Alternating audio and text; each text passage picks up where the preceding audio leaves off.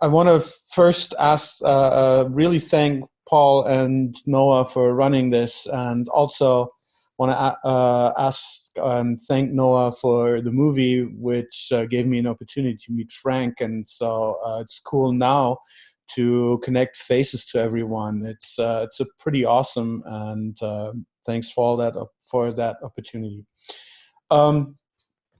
Yeah, I won't do a NewtonScript introduction here, but I want to kick off and show everyone how you can learn NewtonScript and how you can write an app. And a lot of the Einstein work that I've done is connected to that.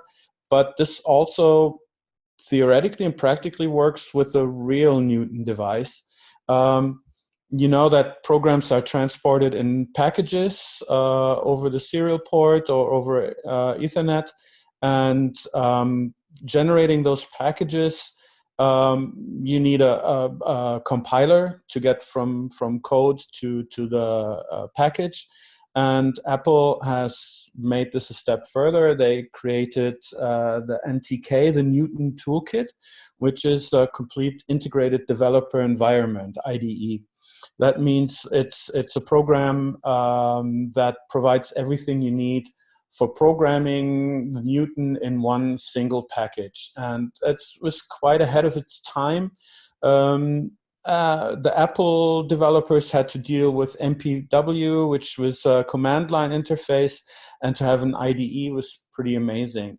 The reason for that is the Newton is very visual, a lot of user interface stuff, and that's what NTK does pretty well for its time.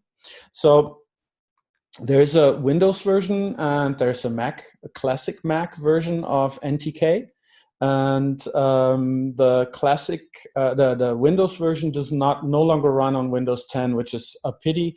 It crashes in the very beginning. It's actually, in my opinion, the better app and the more, for us modern developers, understandable app. The Apple app has a lot of quirks. One of them is that you can't really import pictures easily, but that's all manageable. I just want to show you how to get this going and how to connect this to Einstein. Because then once you have it connected to a real device, the circle of developing something, testing it, and then going back to developing and debugging it is closed and gets possible.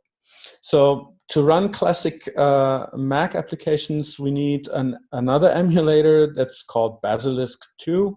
I didn't come up with the name, so sometimes it's a bit interesting, but BasiliskII, we'll just deal with it. And I compiled versions for that for Windows, Mac OS, and Linux that all have the TCP interface directly into Einstein.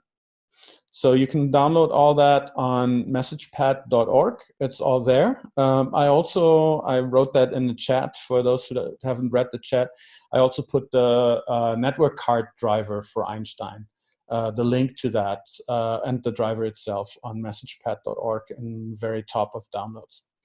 So we start. Let's see if I get this screen stuff going again. Yeah, okay. Okay, so it should be sharing the screen, and we start with a brand new Flash. Okay, so that's our Newton is set up. And then on the Basilisk side, of course, I won't show you how to set up Basilisk. This is all explained on my webpage. So you can really go step by step. You also need a ROM, like with every good emulator. And you need, I don't know if you can see the mouse cursor. There's a macOS disk here in the side, and there's a Newton developer disk here on the side. And those two disks are available completely as is on Una. You can just download it there and start developing right away. And you get a surface that looks very similar to this. And here we have a Newton Toolkit on my desktop, and that is already pretty much what you need to do. So we don't have a project yet, So I press cancel. And what I get here now, and that's typical classic Mac, you only have the menu up here and no window whatsoever. But the window that we're interested in, no, wait, we have to do something else first. So I've made this all so that Basilisk and Einstein can connect without doing anything else, really. So here on Basilisk, you go into NTK and say install Toolkit app. The Toolkit app is to be installed on Newton OS, and it's a little serial port communication app that sends debugging information and developer information. So I press that, and it says, okay, make a serial connection using the modem port. Well, that's just all. No more modem ports today. And on this side, we go to the dock and use the serial port and say connect. And you see already the percentages are counting up. And like magic, both devices communicate, and the app named Toolkit is installed on the Einstein side on Newton OS.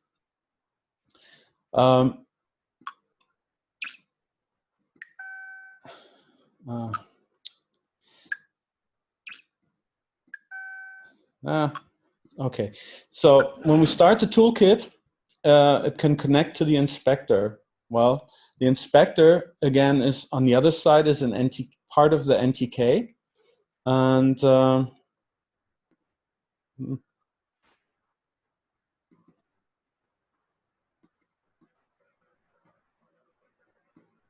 I'm rusty on classic Mac. Okay, and so we can go in here and say, open the inspector window. And this is the inspector window. Can you see this, guys? I hope, yeah, okay. Yes, So yes. the inspector window is like a debugging connection right into your Newton OS. So if I say connect on this side and connect on that side, then you see that the box is open, the toolbox. That means both devices are connected. And I can just enter commands on the inspector side on Basilisk and say, Newton, tell me 3 times 8. And then I press command return, and Newton tells me it's 24. So what I did, it looks very simple, but what actually happened was that the inspector takes the text, the 3 by 8, and takes it as a program and says, oh, it's a very short program, but it's nevertheless a program. It compiles it into NewtonScript bytecode, then connects to Einstein and to Newton OS and says, Newton OS, I have this bytecode here. Please, can you run that program for me? And then Newton goes and says, oh, that's interesting bytecode. I run this, and whatever the result is, I send back to the inspector, and the inspector then gets the result, which is 24. And so this is how both the machines communicated. And this is very close to what the developers did back in '94, only that they had to use a serial port and a physical device, of course. But other than that, this is exactly the same. So let's maybe write a little bit more, a program that's a tiny little bit more interesting. And that is just a very short program. Again, it's just a function. It's called getRoot. And as I said,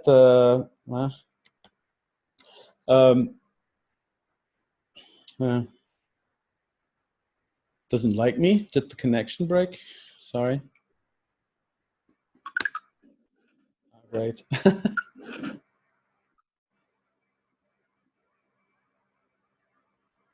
Okay, getRoot. Sometimes the connection fails. It's just okay. And you see that Newton OS just sends the result back, and the result can be a single digit or a single number, but it can be this whole huge slew of text. And what this text is, and I think that's one of the fascinating things about Newton OS. getRoot returns the topmost user interface system, the root of the user interface system. And that contains every package and everything that's installed on the machine. So we can see that the second entry already is calculator, mail editor, extras drawer, and so on. So what looks like just data, extras drawer, contains also all the programs. The internal workings of NewtonScript are really cool in that you have very few very basic types. You have integer numbers, you have floating point numbers, you have strings, you have true or false, and characters. And then you have complex types like an array, a list of stuff, or a named array where you can look up stuff by name.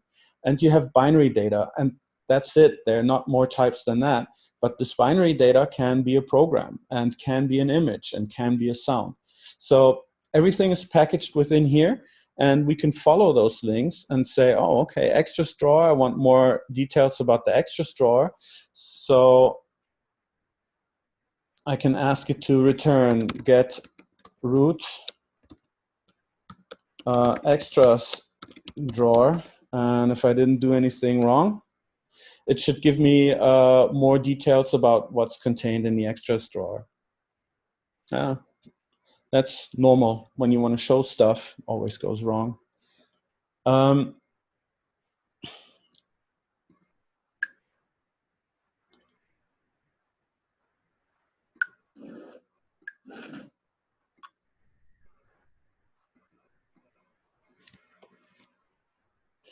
And so we can dive deeper and deeper into the existing structures.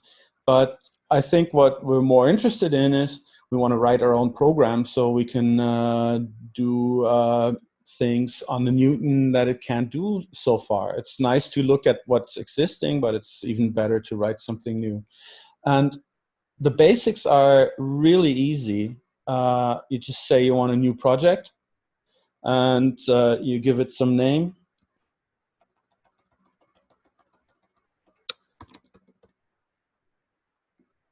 And here you have in this window, let me close this, it's disturbing a little bit, are all the resources that you have in your Hello project. And we need a layout. And a layout is where we can create our little windows. And the easiest is, whoa, it's all very tiny writing. Back then, the screen resolution was just not there. So I like to use the Proto Float and Go, which is the closest to Windows today. And we just drag this open here, and we have a window already created.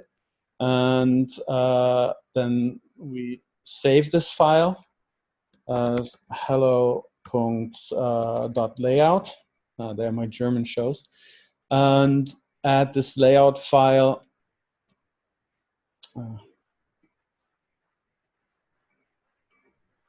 to our project. So you see down here in the project window, we have the hello layout. We have a visual representation of the window. There's no preview. This is, we just have to live with those line graphics.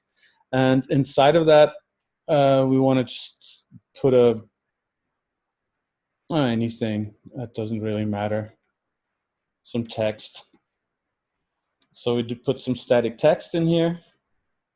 And then we have the text inside the window.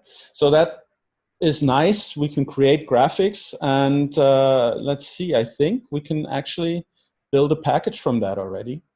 And so we just programmed, and we can upload the package to the machine, and there it is, hello, and there's our window and the static text. So we programmed an app without ever touching a single line of code. I think that's pretty good for a program from 1994, and they put a lot of effort to make that easy. But of course, we want the program to do stuff, and then we have to actually go and type some code. And I think I should see if I get the window bigger, because you won't be able to see much.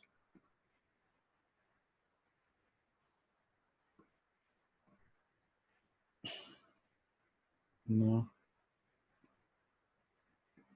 It's much bigger now. Is it? Oh, it works. Cool. Yeah. Oh, yeah, cool. So you can see now there's the layout browser, and that is the text interface to what we just did here on the right side. And we have here on the left our hierarchy. There's the float and go proto. That's the outer window that we're having. And it has a one data set. It's called the view bounds. So that's the size on the screen. And we have the static text, the label that I entered. And here we have, for example, the text field, and it says static text. And we can change that into hello Wonk 2020. And then again, the nice thing is we just press Command 2, and it's already uploaded into Einstein. Yeah.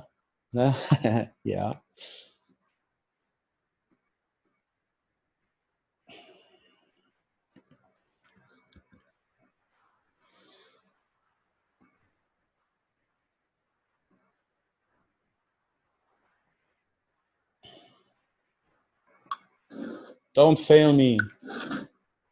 And we already changed something in the text. We can't actually see it. Yeah. Now it's disappeared. Oh, yeah, you can. Can you, if I move it over, you can see that then? No. Okay.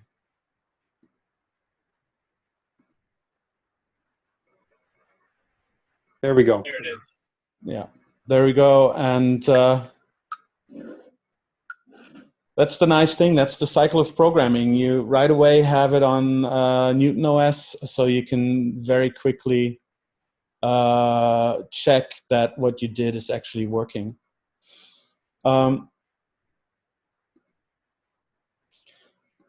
There's one more thing that I want to show you with NTK.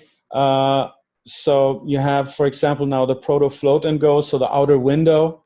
And you want to know these things here on the right are called slots, which kind of slots you can add. So for example, if you want to do something at the start of the program, you have to add a specific slot. So you have these pull down menus, so drop there, yeah, they always pop back in. It's very, you have to get used to that. And this is the list of possible slots that make sense to put in here. And you can download the documentation on UNA and find out which ones make sense and which ones do what you want to do. For example, the view idle script here, if you use that, that is called whenever Newton has nothing else to do. So you can create animations with that. Or the view quit script is called when your app quits. So if you need to clean up anything. And usually the one that we need is the setup form script. So you just add that, and NTK already builds a little function for you that doesn't do much, that does begin end. But here you can set up all your variables and do everything that, or set up everything that your application is going to do later. So by adding these slots on the right side, you can add functionality. Not sure if I can come up with something that makes sense, but we can add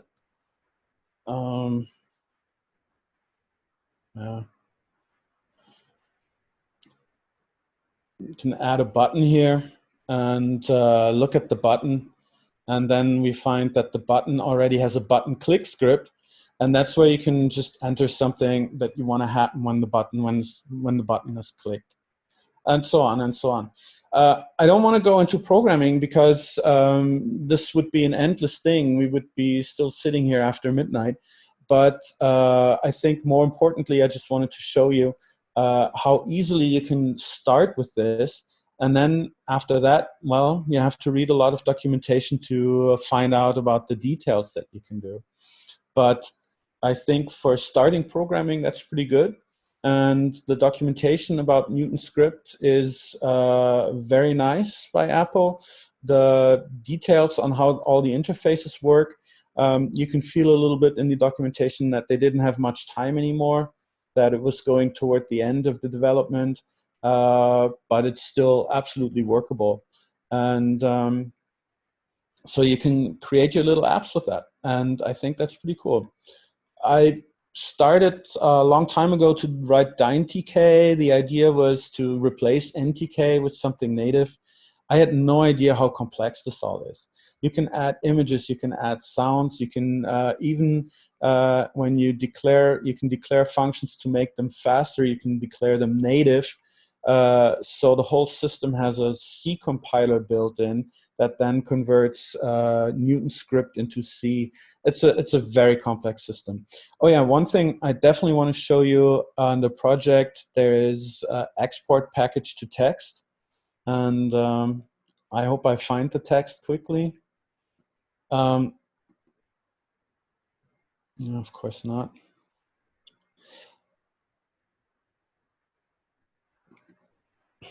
What this does is it types out the actual source code that we would need to write to make this program if we didn't have the graphical user interface.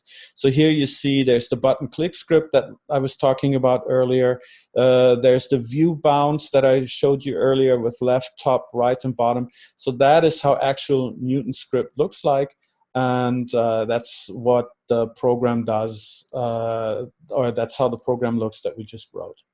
So if you're very brave, there's even a command line version that runs on in the shell. You can write this text directly without using any of this IDE. I think that's the most important part I wanted to show about this. I know that I forgot something really important that I wanted to say. Let me first see that I get the video back.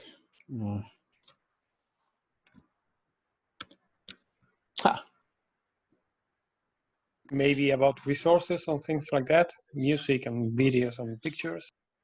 Yeah, the thing is, the Mac, a classic Mac, to add images to your source code, they were trying to do this very visually, and on the old Apple you had something, every file had something called a resource fork that was kind of hiding the images and other resources from the user. So you would just see text in the file, and then in the second file hidden away were the images. And what you have to do is you have to kind of create one of those hidden systems. And this is quite annoying. It works. There are ways. I don't want to show it to you because it's a bit frustrating. But I think we can make a little script and or a little text online to show you how that's done. I remember one thing I absolutely need to show you. That is, I got to start Einstein with a different flash. And that's the software called ViewFrame. I don't know if anyone has ever tried that out. You can try that on your physical Newtons as well. It doesn't have to be Einstein. And ViewFrame, yeah, I'll get to the, sorry. Yeah, I'll get the image going, one sec.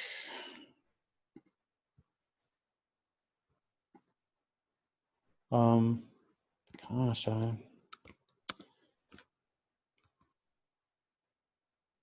Einstein.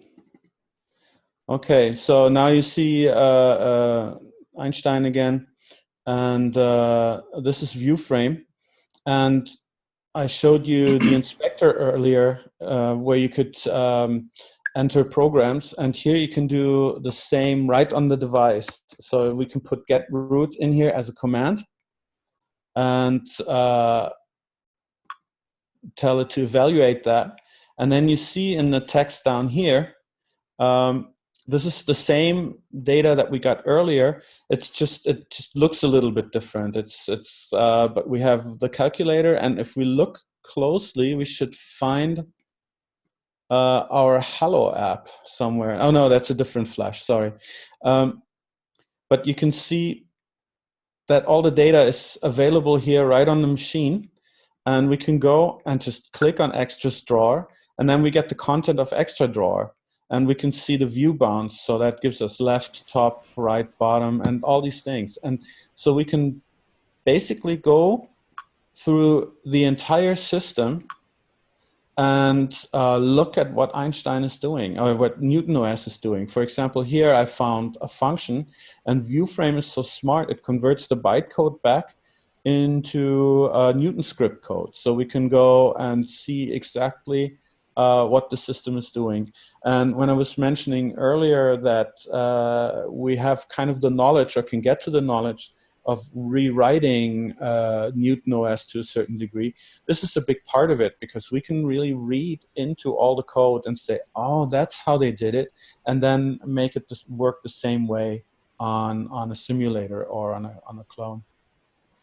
So ViewFrame is fantastic if you're looking how they solved it. And it works also not only with Newton OS software, but if you install some other program, whatever package you find on the internet, and install that, you can go through that as well and see. It's like, oh, you find this great card game, and it's, oh my God, how did they draw the cards? Why is that working so well? And you can find that out using this system. The package format is documented, so if you could somehow get that decompiler algorithm to work, you could actually make a native, Mac or Linux application that would take a package and dump out the full text file. Yeah. NewtonScript. Yeah, you can do that. If you want a project, you can do that. You can do that. There's already package dumpers. Reading the packages is relatively easy. Newt0 does it. And Newt0 can read and dump packages. It does not decompile the bytecode? Bitte? Sorry, no, it doesn't decompile the bytecode. Yeah, so if you could combine those, that would be cool. I saw, I don't know who wrote it. I'm sorry, I hope this person is listening and speaking up. But someone actually convinced Newt0 on the Mac to run part of ViewFrame to decompile the functions. I find that crazy amazing, and it works.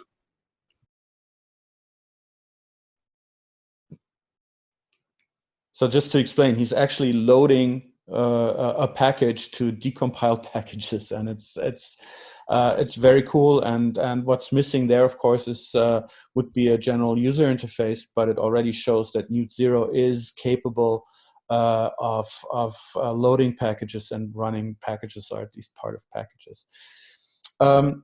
So yeah, I hope you guys didn't come here to learn the ins and outs of NewtonScript. I think I'm the wrong teacher for that.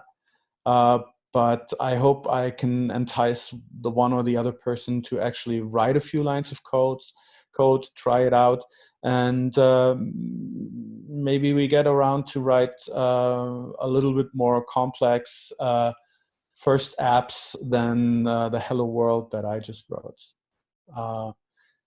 Gosh, didn't nearly finish the 40 minutes. That's okay. I hope that's okay. And if there are questions, I'm of course happy to answer. So I just want to have an announcement to make that your homework for tonight, everybody, is you have to write this Hello World app. Otherwise, you can't get into the conference tomorrow. That's a great idea, but please don't tell anyone that this is on messagepad.org on the NTK page. Explain. Okay, great. So questions. Paul Guyot, your hand is up. Would you like to say something?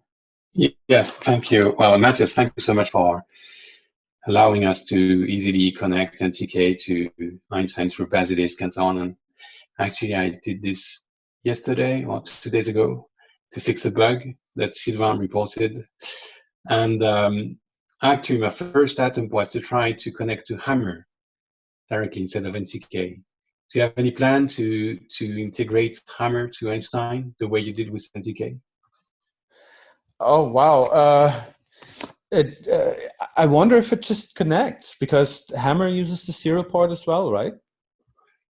It does, but unfortunately, just didn't work, probably because it's more lower stuff than the NTK toolkit protocol. It's more like a challenge I'm giving you.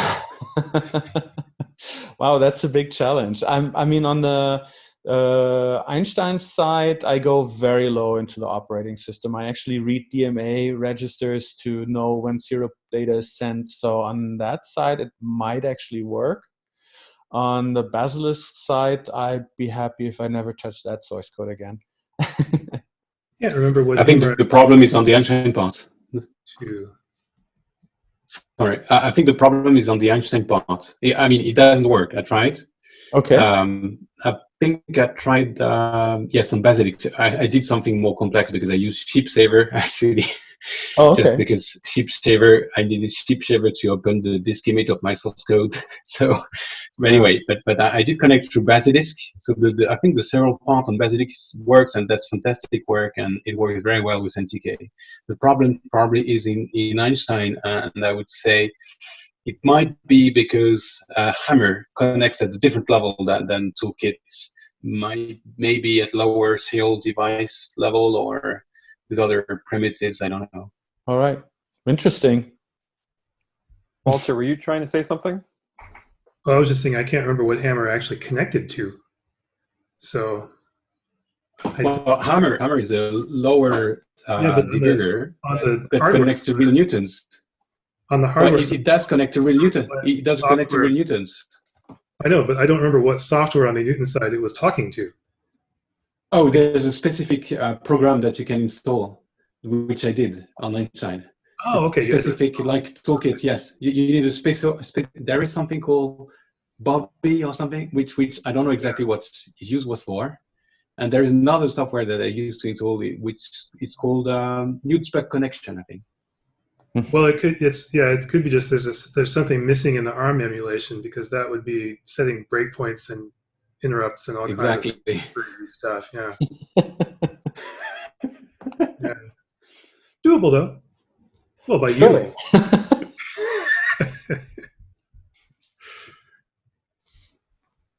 Any more questions, guys?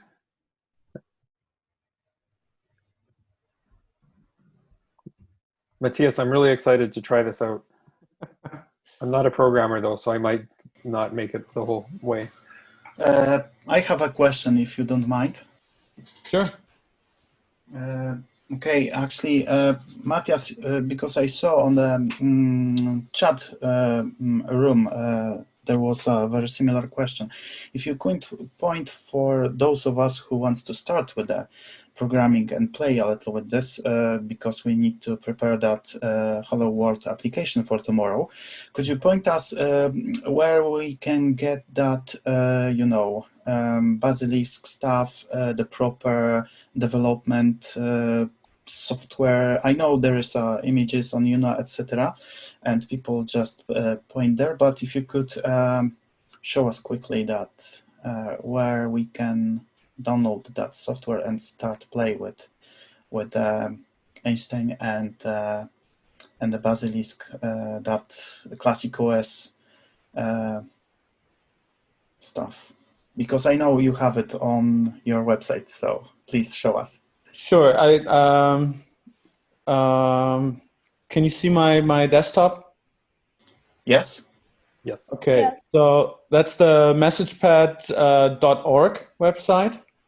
And it has here on the right side, that's the Newton tab.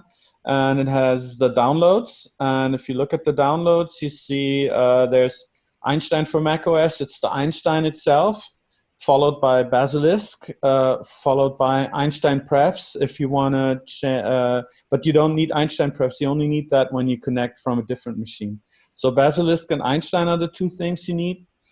And there's the explanation for Windows and for Linux, including the binaries.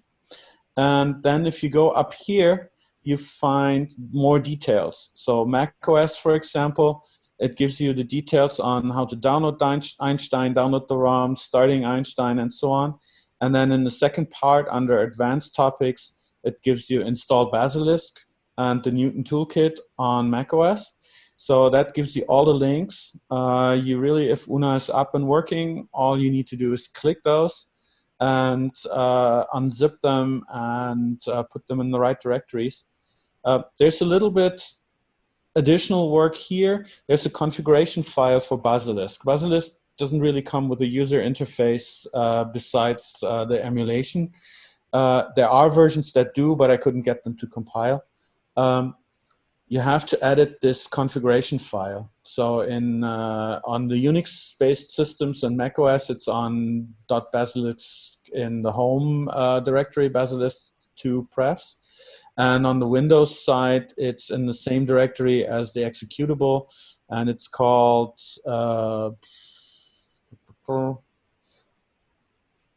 BasiliskII_prefs.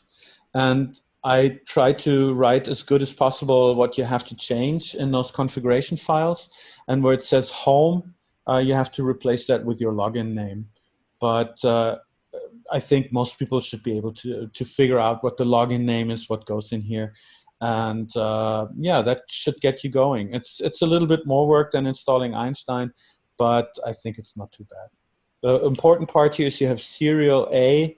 It's a TCP connection over a certain port. You don't need to know what it means. It's just copy that. That tells Basilisk to use the network connection instead of a serial port. Matthias, I did it before and everything working fine. So guys, I'm complete noob. So if I did it, I'm sure you can do it easily. So that instruction from Matthias are really, really great. Yeah. Any other questions?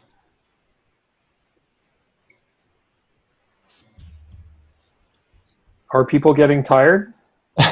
This is my question. I know some parts of the world it's very late. No, I'm busy playing with Einstein.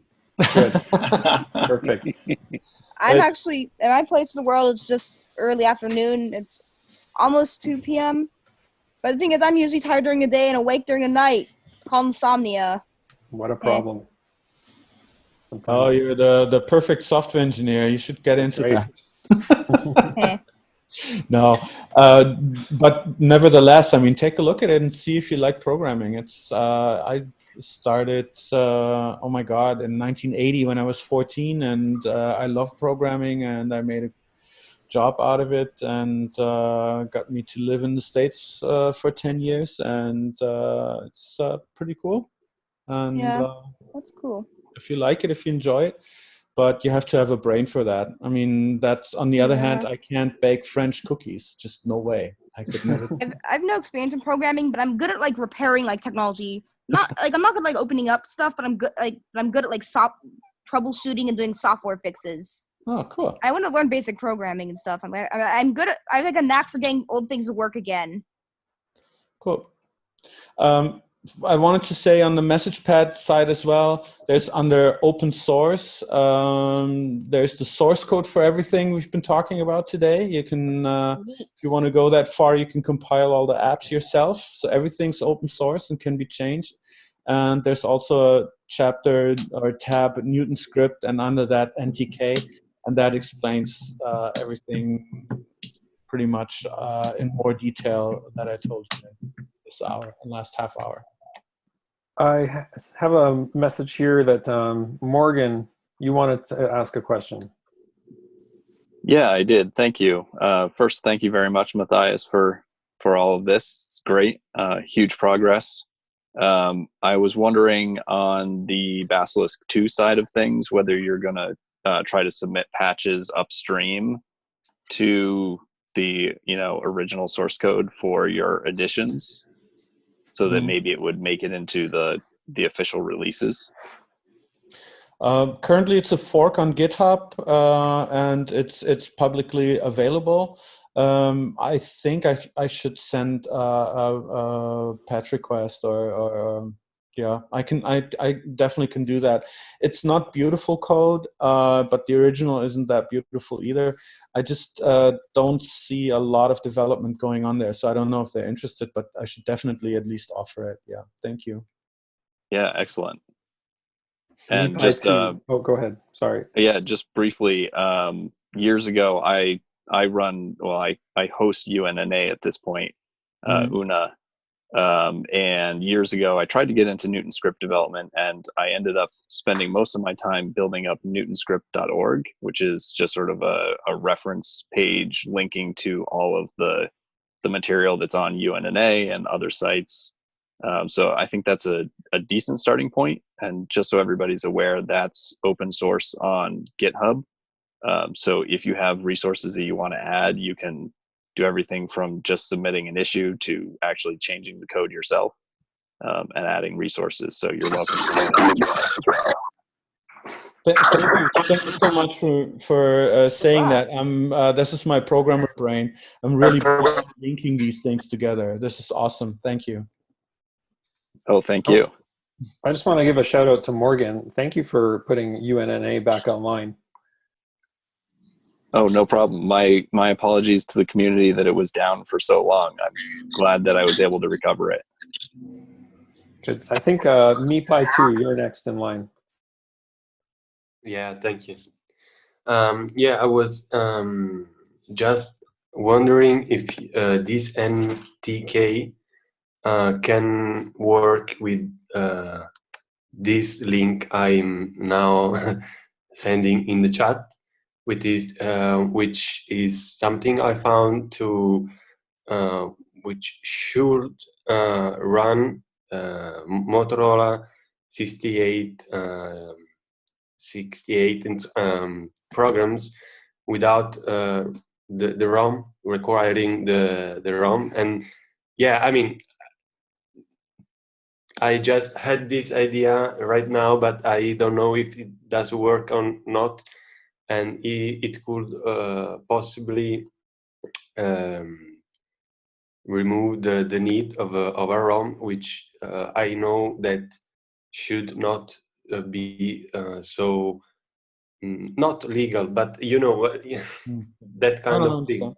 Yeah, just wondering. That was my question. I don't know if you tried, maybe not. I already have a Basilisk and actually a Quadra too, so I could try it on real hardware. Cool.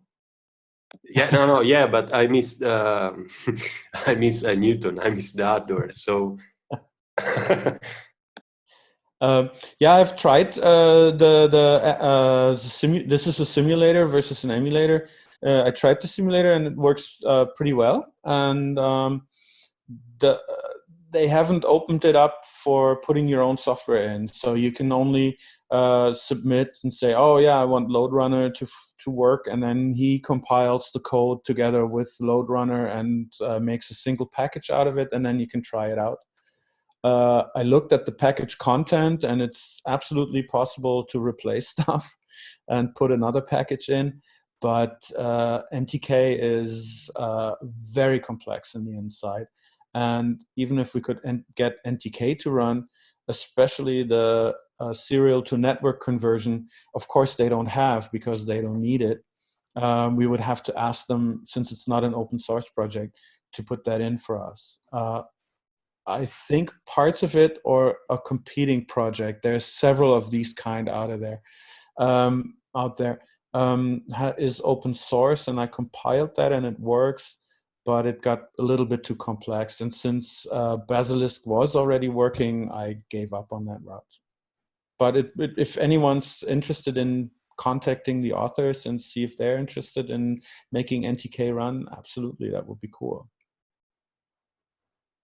I'm going to ask, thank you. Go ahead. I want to get a couple more questions in here. Frank, you had something quick to say, and then we're going to go to break.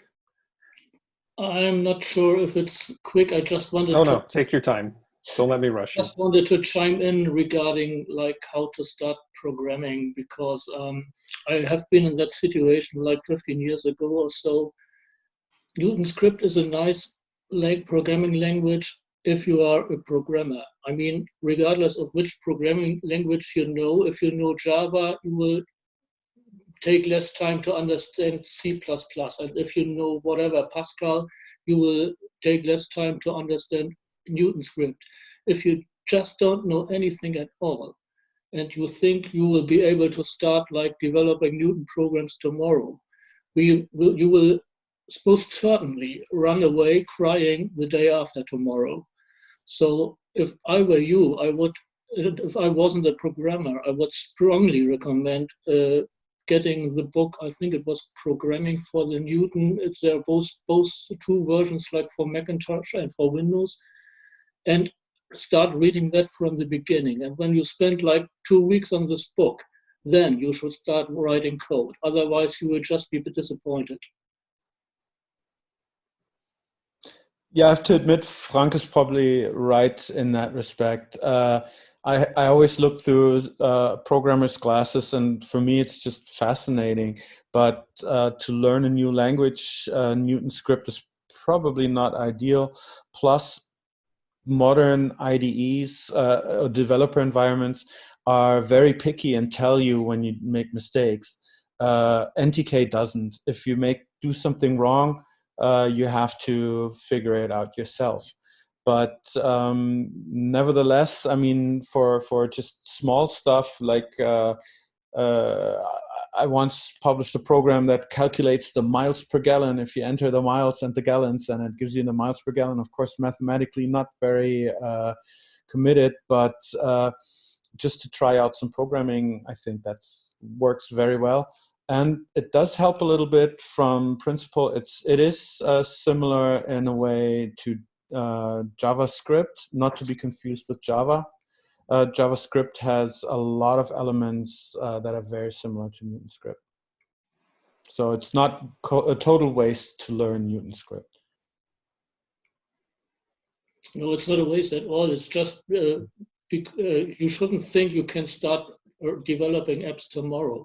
I mean, it took me like 2 hours until, 2 weeks until I grasped the difference between a frame and a slot. So there are people who just have no clue about programming, and those people cannot start tomorrow.